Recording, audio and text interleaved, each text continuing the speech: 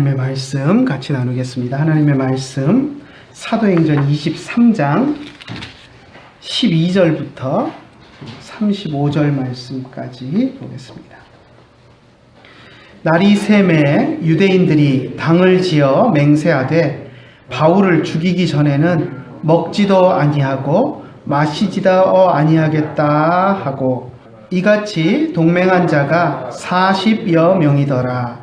대제사장들과 장로들에게 가서 말하되 우리가 바울을 죽이기 전에는 아무것도 먹지 않기로 굳게 맹세하였으니 이제 너희는 그의 사실을 더 자세히 물어보려는 척 하면서 공회와 함께 천부장에게 청하여 바울을 너희에게로 데리고 내려오게 하라.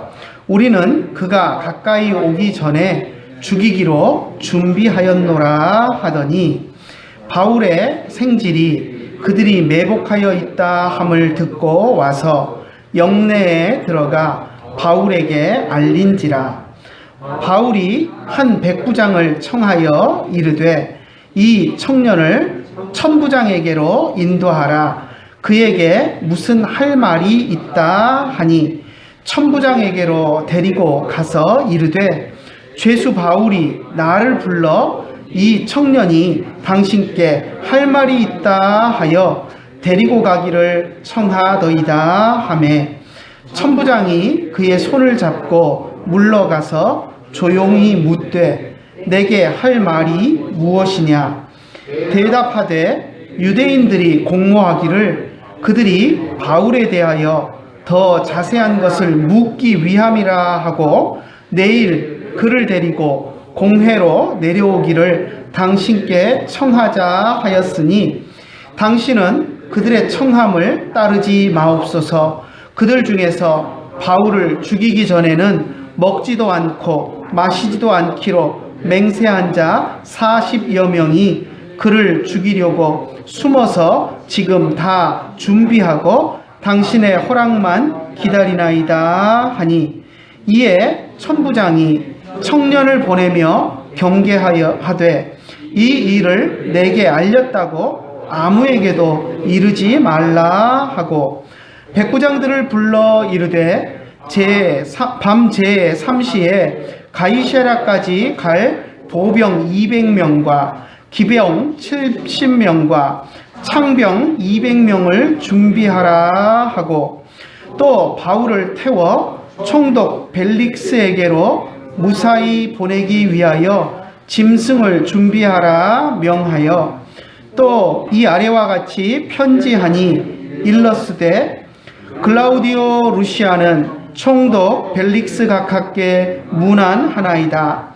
이 사람이 유대인들에게 잡혀 죽게 된 것을 내가 로마 사람인 줄 들어 알고 군대를 거느리고 가서 구원하여다가 유대인들이 무슨 일로 그를 고발하는지 알고자 하여 그들의 공회로 데리고 내려갔더니 고발하는 것이 그들의 율법 문제에 관한 것뿐이요 한 가지도 죽이거나 결박할 사유가 없음을 발견하였나이다.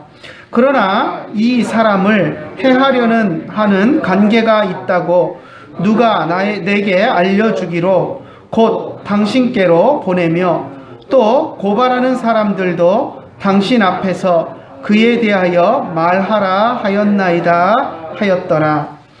보병이 명을 받은 대로 밤에 바울을 데리고 안디바드리에 이르러 이튿날 기병으로 바울을 호송하게 하고 영내로 돌아가니라. 그들이 가이사랴에 들어가서 편지를 총독에게 드리고 바울을 그 앞에 세우니 총독이 읽고 바울더러 어느 영지 사람이냐 물어 길리기아 사람인 줄 알고 이르되 너를 고발하는 사람들이 오거든 내 말을 들으리라 하고 헤롯 궁에 그를 지키라 명하니라. 아멘. 오늘 우리가 사도행전 23장 12절부터 35절 말씀까지를 읽었는데요. 하나님의 세밀한 손길이라는 제목을 붙여보았습니다. 우리가 지난 시간에 바울 때문에 일어났던 소요 사태에 대해서 천부장 루시아가 진상을 조사하기 위해서 산헤드린 공회를 열어줄 것을 요청했고, 그리고 바울을 그곳에 데리고 갔던 모습을 보았습니다. 그런데 그렇게 천부장의 요청으로 열렸던 산헤드린 공회는 바울에 대해서 신문을 하던 중간에 바리새파와 사두개파의 싸움으로 결국 아무런 바울에 대한 결론을 내리지 못하고 공회가 파행되어 버리는 그런 모습을 우리가 보았습니다. 산헤드린 공회가 소집되었을 때 유대인들 가운데 바울을 싫어하고 바울을 처벌하기를 원하는, 바울을 죽이기를 원했던 사람들은 산헤드린 공회에서 바울이 유죄 판결만 받기만 하면 천부장도 산헤드린 공회의 결정을 무시할 수 없기 때문에 바울을 처벌하게 될 것이다 라는 그런 기대에 부풀었습니다. 하지만 공회가 바리새파와 사두개파로 나뉘어서 싸움으로 엉망이 되어버리고, 그 가운데 바울에 대한 판결은 전혀 하지 못하고 끝나버리니까 이들은 광분할 수밖에 없었습니다. 그리고 이들 가운데 일부 과격한 사람들은 그 분을 참지 못했습니다. 그리고 바울을 암살할 계획을 세우기까지 했습니다. 오늘 우리가 읽은 12절과 13절을 보니까 바울을 죽이기 전에는 밥은 물론이고 물도 마시지 않겠다라고 다짐한 사람들이 40여 명이나 되었다라고 이야기를 합니다. 그리고 이들은 자기들 독단적으로 바울을 암살하는 것이 어렵다라는 것을 판단하고 대제사장들과 장로들을 찾아가서 같이 공모했습니다. 바울을 죽이는 일은 자신들이 하지만 그것을 위해서 권력의 뒷배가 필요했던 것이었습니다. 우리 14절과 15절 한번 같이 읽어볼까요? 대제사장들과 장로들에게 가서 말하되 우리가 바울을 죽이기 전에는 아무것도 먹지 않기로 굳게 맹세하였으니 이제 너희는 그의 사실을 더 자세히 물어보려는 척하면서 공회와 함께 천부장에게 청하여 바울을 너희에게로 데리고 내려오게 하라. 우리는 그가 가까이 오기 전에 죽이기로 준비하였노라 하더니, 바울이 로마 군영 안에 군인들의 보호를 받으면서 감금되어 있기는 하지만 로마 군인들의 보호 아래 있기 때문에 자신들이 군 부대 안에까지 들어가서 바울을 죽이는 것은 도저히 불가능하다라고 생각했습니다. 그래서 그들은 꾀를 냈습니다. 대제사장들과 장로들을 찾아가서 함께 공모할 것을 제의를 했는데요. 어떤 공모를 했느냐면, 지난번에 공회를 열어서 바울을 재판하는 것이 실패로 끝나고 말았는데, 공회가 다시 바울을 데려다가 조사할 것이 있으니 바울을 공회로 데리고 오라라고 요청하도록 그렇게 부탁할 것을 제안을 했습니다. 그러면 공회로 천부장이 바울을 인솔해 오는 그 길목을 자기들이 매복하고 있다가 바울을 죽이겠다라고 하는 그런 작전이었습니다. 물론 호송한 바울을 데려오는 데에도 군인들이 따라붙기는 하겠지만 군 부대 안에 있는 바울을 죽이는 것보다는 몇몇 호송하는 군인들이 데리고 가는 그 길목에서 바울을 죽이는 것이 훨씬 용이하다라고 판단을 한 것이었습니다. 이들의 계획은 치밀했고 그리고 실현 가능성이 매우 높은 그런 계획이었습니다. 하지만 하나님께서 그들의 악한 계획을 수포로 돌아가게 만드셨습니다. 유대인들이 바울을 죽일 것을 모의했고 또 로마 군영에서 대제사장 관저로 가는 길목에 자객들이 매복하고 있다라는 그 사실을 바울의 생질이 듣도록 만드셨습니다. 오늘 우리가 읽은 본문에 보면 이제 생질이라는 표현이 나오는데요. 사실 이 단어가 저에게는 상당히 생소합니다. 나이 드신 분들은 많이 익숙한 단어겠지만 요즘 신세대들에게는 생질 그러면 무슨 말인지 잘 알지 못하는 그런 단어입니다. 생질이라는 말은 조카를 일컫는 말입니다. 조카인데 조카 중에서도 남자의 입장에서 볼 때 누나나 여동생의 아들을 일컫는 말입니다. 그래서 오늘날 이런 가족관계를 나타내는 세밀한 그런 말들이 거의 사용되지 않고 이제 이런 용어들이 많이 사라졌는데요. 아무튼 성경에는 아직도 이런 단어들이 생소한 단어들이 남아 있습니다. 그래서 바울의 조카죠. 바울의 누나인지 여동생인지는 모르겠지만 여자 형제의 아들인 조카가 이 계획에 대해서 듣게 되었고, 그래서 이제 그것을 바울에게 이야기하게 됩니다. 한번 생각해 보십시오. 이런 계획을 세울 때, 암살 계획을 세울 때 얼마나 보안에 철저하게 계획을 세웠었겠습니까? 자기들끼리만, 이 계획에 참가하는 사람들끼리만 알고 절대 이 내용이 새어나가지 않도록 아마 보안을 철저하게 유지했을 것입니다. 그런데 하나님은 그들이 바울을 죽이기 위해서 계획하고 또 매복하고 있다라는 것을 바울의 조카로 하여금 듣게 만드셨습니다.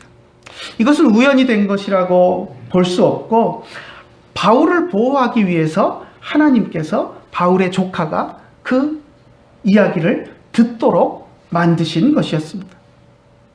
바울의 조카는 그 소식을 듣고 로마 군영으로 당장 달려갔습니다. 그리고 바울에게 면회를 신청하고 바울에게 유대인들의 그 암살 계획에 대해서 세세하게 알렸습니다. 조카에게서 그 사실을 들은 바울은 백부장을 불러서 자기 조카를 천부장에게로 인도해 줄 것을 부탁했습니다. 자기 혼자 암살 계획을 듣고 어떡하지, 이놈들이 나를 죽이려고 하는데 이 상황을 어떻게 모면하지 하면서 혼자 전전긍긍하는 것이 아니라 자신을 보호할 책임이 있는 천부장에게 그 모든 것을 알리고 천부장이 이 문제를 해결하도록 한 것입니다.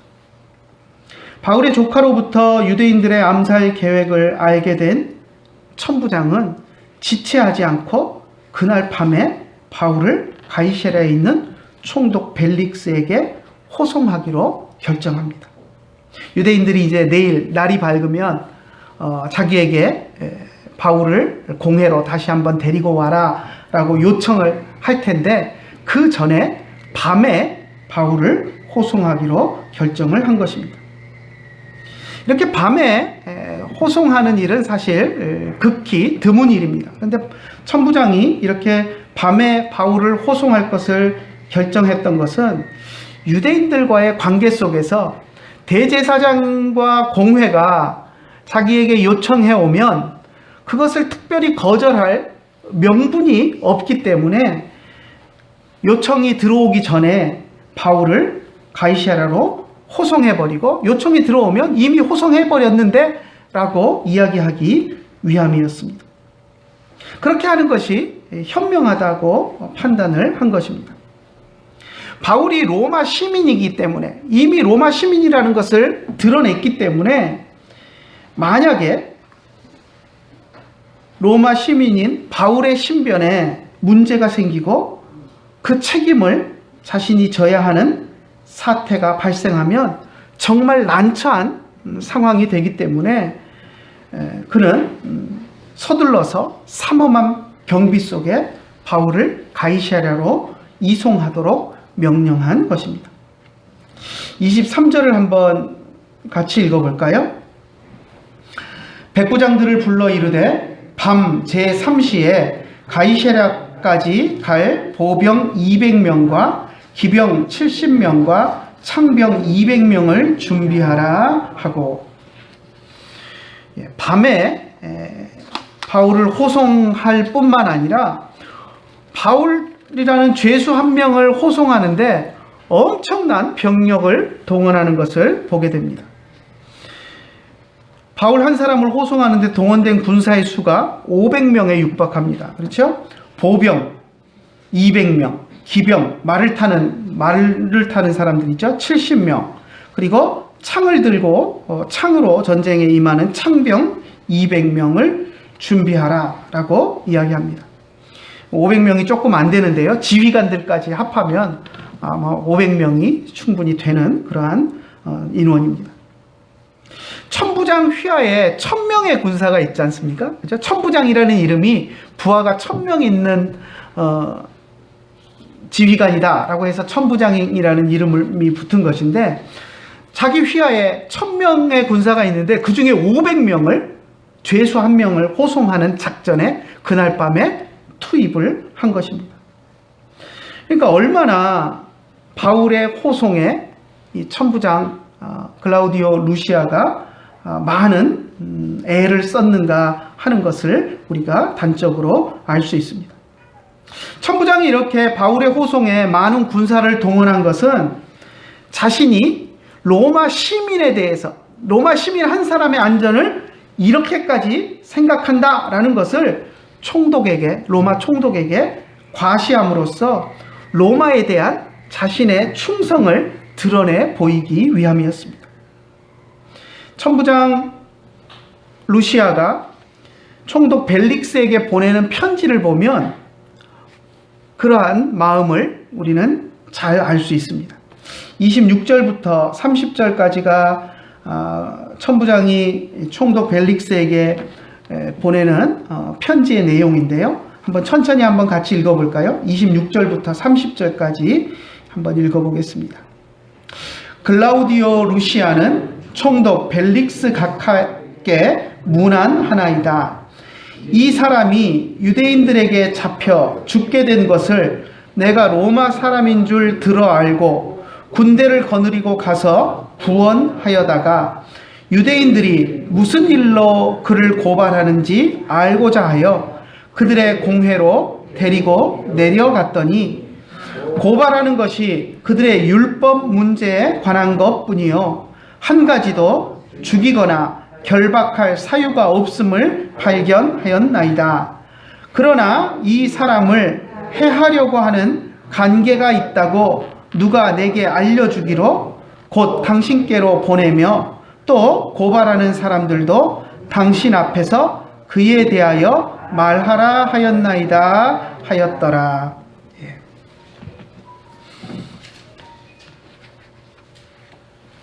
아주 세세하게 보고서를 써서 바울을 호송하는 군인 편에 보내는 모습을 보게 됩니다.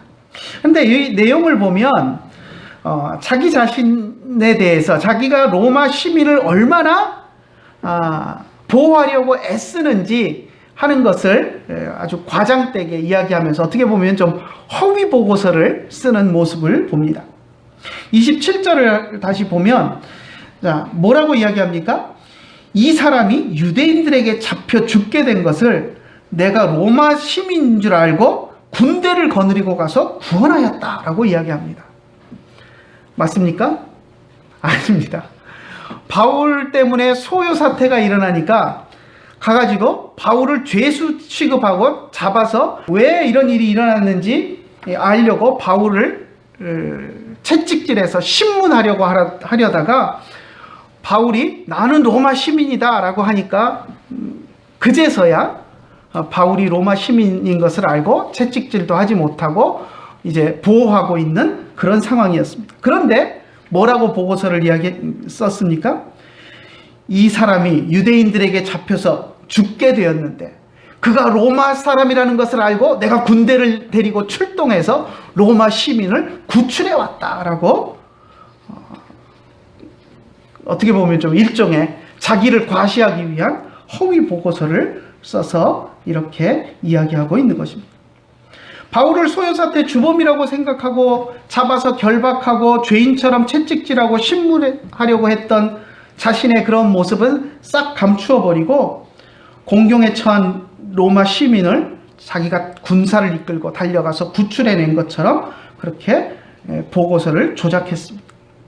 얼마나 위선적이고 자신의 실리만을 챙기는 그런 편지인가 하는 것을 우리가 단적으로 알 수 있습니다. 그리고 자신이 로마 시민을 구하고 그를 보호하는 일에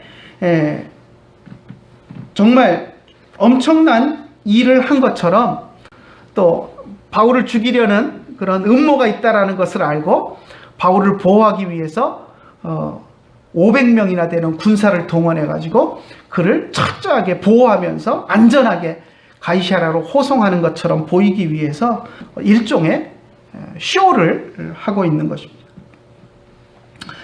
아무튼 어찌되었건 바울은 로마 군인들의 엄청난 호의를 받으면서 호송되어서 가이사랴에 있는 총독 벨릭스에게 인도되었습니다. 아무튼 바울은 이렇게 엄청난 호의를 받으면서 총독 벨릭스에게 가이사랴로 인도가 되었는데요. 자, 가이사랴는 지중해 연안에 있는 해안에 있는 항구 도시입니다.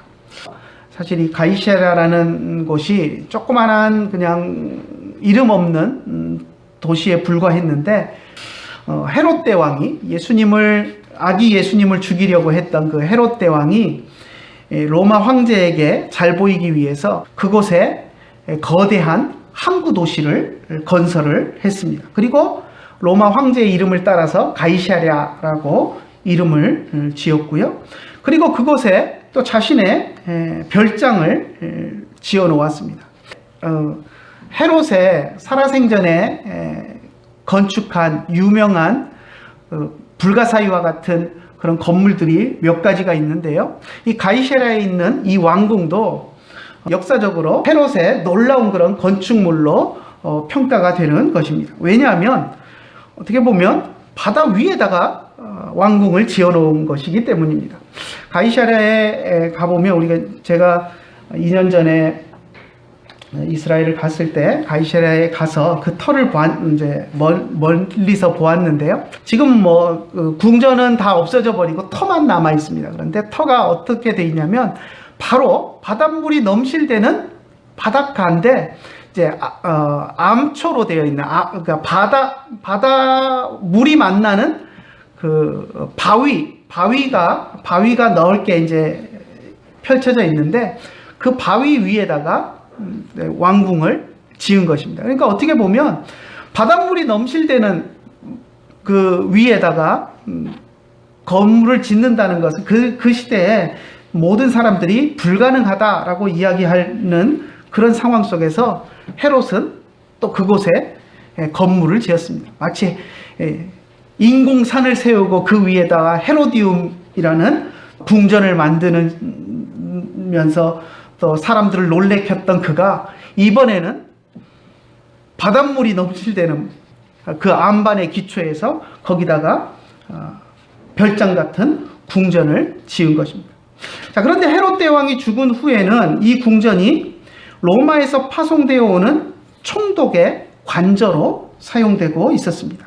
총독 벨릭스 역시 이 가이사랴에 있는 이 헤롯 궁에서 생활을 하면서 진무를 보고 있었는데요. 자, 바울을 인계받은 총독은 천부장 루시아의 보고서를 읽었습니다.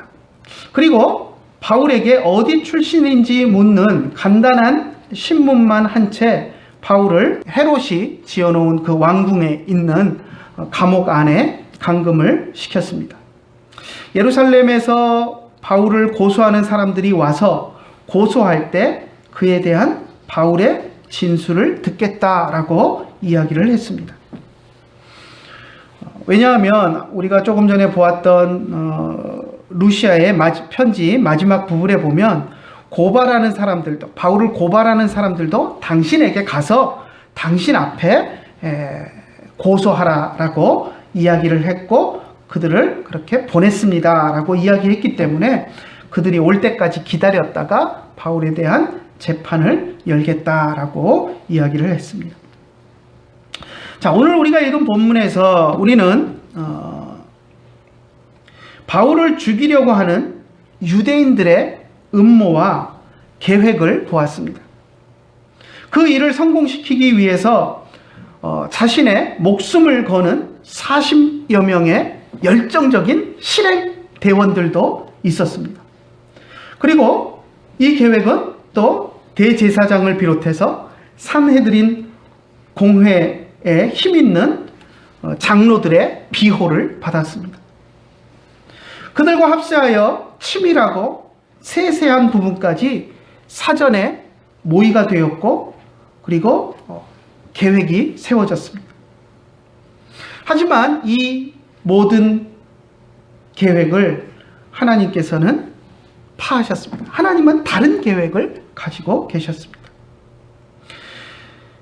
유대인들은 바울을 죽이려는 계획을 가지고 음모를 세우고 있었지만 하나님께서는 바울을 로마로 보내셔서 로마에 있는 사람들에게 예수 그리스도의 복음을 전하고자 하는 계획을 가지고 있었습니다. 우리가 오늘 읽지는 않았지만 지난 시간에 읽었던 마지막 구절 11절에 보면 그것이 나옵니다.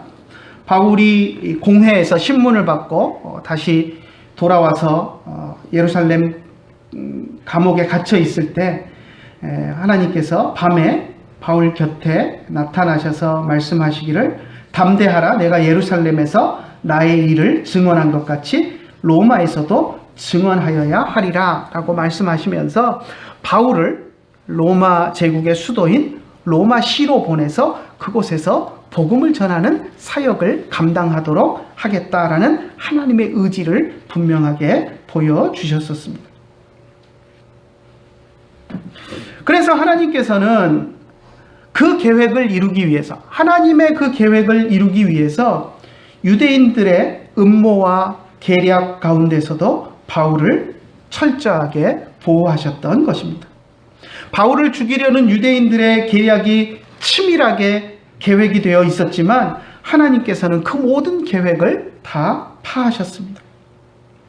인간의 사악하고 어리석은 계획이 하나님의 계획을 무너뜨리도록 그냥 놓아두지 않으셨던 것입니다. 하나님께서는 바울의 조카를 통해서 유대인들의 계략을 듣게 만드셨고 또 로마 군대를 총동원해서 바울을 보호하셨습니다. 하나님께서 바울에게 맡기신 사명이 완수되기 전까지 사탄이 바울의 목숨을 해하도록 결코 내버려 두지 않으셨던 것입니다. 이것이 하나님의 방식입니다. 하나님의 세밀한 손길입니다. 하나님은 세밀한 손길로 바울을 보호하셨고 또 바울을 통해서 하나님이 이루고자 하셨던 그 계획들을 이루어 가시는 것입니다. 우리가 이 땅에서 하나님께서 맡기신 일들을 해나갈 때 두려워하거나 불안에 떨지 말아야 할 이유가 거기에 있습니다. 우리를 방해하고 대적하는 자들이 거칠게 일어나서 벌떼처럼 달려든다고 할지라도 두려워할 것이 전혀 없는 것은 하나님께서 하나님 자신이 택하신 자를 지키시고 보호하시기 때문입니다. 그리고 하나님께서는 우리를 통해서 하나님이 이루고자 하시는 계획들을 하나하나 천천히 세밀하게 이루어 가시기 때문입니다. 때때로 우리가 하나님을 믿는다고 하면서도 우리들도 어리석음에 빠질 때가 있습니다. 마치 유대인들이 하나님을 믿는다라고 하면서 바울을 죽이려는 그런 어리석은 계획과 음모를 세웠던 것처럼 열정을, 하나님을 향한 열정을 가지고 있다라고 하면서 하나님이 세운 이방인의 사도로 세운 바울을 죽이려고 목숨을 걸고 바울을 죽이기 전에는 밥도 먹지 않고 물도 마시지 않겠다라는 그런 잘못된 열정을 보이는 것처럼 또 우리들도 그렇게 잘못된 열정을 보일 때가 있습니다. 하나님의 일을 하는 사람에 대해서 극렬하게 반대하고 그들이 하는 일을 방해하기 위해서 기를 쓰고 달려들 때가 있습니다. 그러면서도 이야기하기를 하나님을 위해서 하는 일이다 라고 이야기를 합니다. 자신들이 하나님을 대적하는 일을 하고 있다라는 생각은 전혀 하지 못합니다. 마치 대제사장과 고난해드린 공회 장로들과 바울을 죽이는 행동대원으로 자처하고 열정을 가지고 달려들었던 40여 명의 그 특공대가 바울을 죽이는 것이 하나님을 위한 것이다 라고 생각했던 것처럼 잘못된 생각에 빠질 때가 있습니다. 하지만 그것이 하나님을 위한 것이 아니라 하나님을 대적하는 길일 뿐이었습니다. 그렇게 그와 비슷하게 우리들의 생각도 그렇게 어리석음에 빠질 때가 있습니다. 하나님을 위한다 라고 하면서 또 교회를 위한다 라고 하면서 그렇게 열정을 쏟아 부으면서 달려드는데 실제로는 하나님이 제일 싫어하시는 일을 하고 하나님의 일을 방해할 때가 있다는 것입니다. 그런데 아무리 우리가 그렇게 머리를 굴리고 작전을 치밀하게 짜고 기를 쓰고 하나님의 일을 방해하려고 해도 결코 우리는 하나님의 일을 방해할 수 없습니다. 오히려 그 과정에서 하나님의 진노를 사게 될 뿐입니다. 그래서 우리는 늘 조심하고 또 조심해야 합니다. 만약 우리가 하나님을 위한다고 열정을 내면서 혹시라도 잘못된 시각으로 그 열정이 삐뚤어져서 오히려 하나님을 대적하는 일이 되고 있지는 않은지 우리들의 행동을 늘 조심하고 뒤돌아봐야 하는 것입니다. 우리의 행동에 잘못된 것이 없는지 돌아보면서 하나님께 묻고 또 물어야 합니다. 특히 우리가 지나친 열정, 지나친 감정에 치우쳐서 일하게 될 때에는 더욱더 뒤돌아보며 하나님께 물어야 합니다. 어려움 속에서도 바울처럼 하나님의 뜻에 순종하며 살아가는 여러분들이 되시기를 간절히 축원합니다. 하나님이 여러분들을 위해서 세우신 계획을 여러분의 삶 속에서 하나하나 이루어 가시는 그 하나님의 세밀한 손길을 느끼며 살아가시는 여러분들이 되시기를 간절히 축원합니다. 대제사장들이나 산헤드린 공회의 장로들, 또 바울을 죽이겠다고 결의한 40여 명의 사람들처럼 어리석음에 빠지지 않도록 늘 내 자신을 돌아보고 내 자신의 흥분된 마음과 격양된 감정들을 가라앉히고 차분한 마음으로 주님이 나에게 말씀하시는 세밀한 음성을 듣고 주님의 원하시는 길을 따라서 행해 나가는 저와 여러분들이 되시기를 간절히 축원합니다.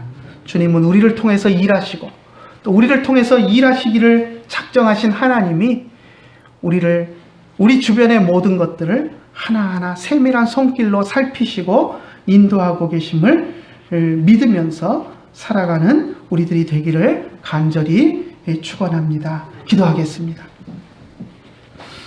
하나님 아버지 은혜를 감사합니다. 저희들을 사랑하여 주시고 오늘도 주님 앞에 나와서 예배할 수 있게 인도하여 주심을 감사를 드립니다. 하나님, 우리가 하나님을 예배하며 살고 또 하나님이 우리에게 맡기신 사명들을 감당하며 하나님의 뜻대로 살아가기를 원합니다. 하지만 우리 주변에 수많은 어려운 환경들과 또 우리 주변에 일어나는 일들이 그것들을 방해하고 우리의 생각들을 혼란하게 만들고 또 우리의 마음을 번잡하게 하고 또 우리가 걸어가야 하는 길들을 방해하는 것들을 봅니다. 하나님, 그럴 때 우리가 당황하지 않도록 주님 인도하여 주시고 주님이 모든 것들을 관심을 가지시고 주님이 모든 것들을 통제하시면서 우리의 삶을 보호하고 계시는 것을 우리가 믿고 나아갈 수 있도록 인도하여 주시고, 우리의 삶을 어지럽히는 수많은 계획과 악한 자들의 계략과 사탄의 그러한 술수에도 하나님이 우리를 보호하신다라는 것을 우리가 기억하고, 하나님의 뜻대로 하나님 안에서 주님의 자녀로서 우리가 든든하게 서서 살아갈 수 있도록 주님 인도하여 주시옵소서. 바울을 보호하신 그 하나님의 세밀한 손길이 오늘도 내 주변에서 나를 둘러 감싸고 나를 보호하시는 것을 우리가 믿고 하나님께 감사하며 살아갈 수 있도록 인도하여 주시옵소서. 오늘도 주님께서 우리에게 귀한 말씀을 주심을 감사드리며 우리 주 예수님의 이름으로 기도드리옵나이다. 아멘. 천성을 향해 가는 성도들아, 앞길의 장애를 두려 말아라. 성령이 너를 인도하시리니 왜 지체를 하고 있느냐. 앞으로 천성을 향해 나가세. 천성문만 바라보 나가세. 모든 천사 너희를 영접하러 문 앞에 기다려서 있네. 우리 평안 나눔하겠습니다. 베아타 샬롬, 우베이트카 샬롬, 베콜 아쉐르 레카 샬롬. 나 같은 죄인 살리신 주 은혜 놀라워. 잃었던 생명 찾았고 광명을 얻었네. 큰 죄악에서 건지신 주 은혜 고마워.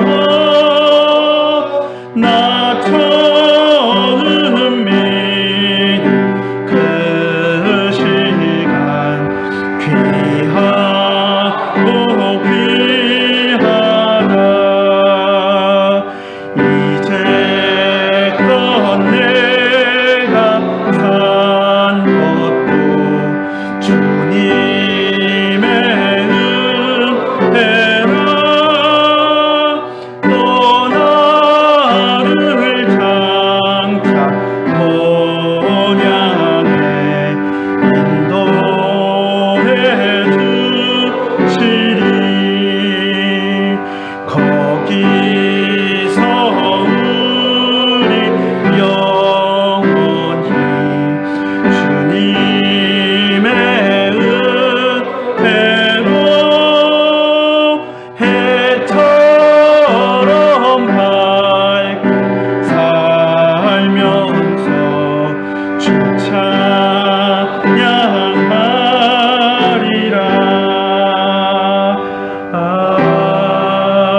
아멘. 기도하겠습니다.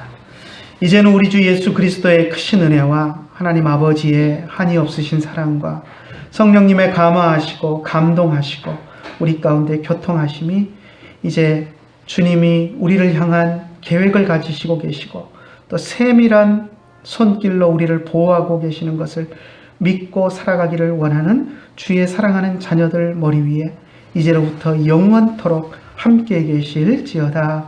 아멘.